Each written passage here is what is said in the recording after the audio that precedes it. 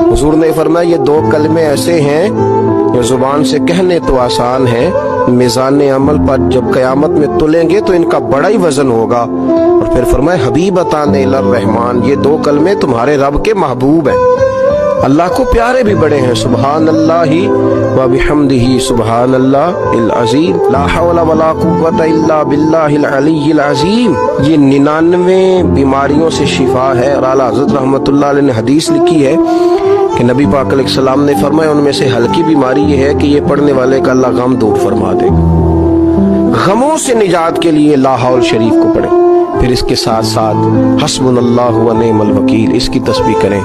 और जो चाहता है कि मैं रहमत में नहला दिया जाऊं, मेरे चारों जानब करम ही करम हो, आसानी ही आसानी हो, तो फिर वो तस्बीह ले ले और दुरूद व सलाम पढ़ना शुरू कर दे। फिर वो करम में नहा दिया जाएगा। फिर उसकी जुबान से लेकर दिल तक, दिल से लेकर रूह तक, रूह से लेकर जुबान तक, हर चीज में अल्लाह मिठास पैदा कर देगा। और आप जरा समझिए, एक कतरा अल्लाह की रहमत का किसी को मिले तो दुनिया और आखिरत उसकी बन जाती है। तो हुजूर ने फरमाया जो मुझ पर एक बार दुरूद शरीफ पढ़े, अल्लाह 10 रहमत नाजिल करेगा, 10 गुनाह माफ करेगा और 10 दर्जे अल्लाह अपने कुर्ब की तरफ उसके बुलंद करेगा।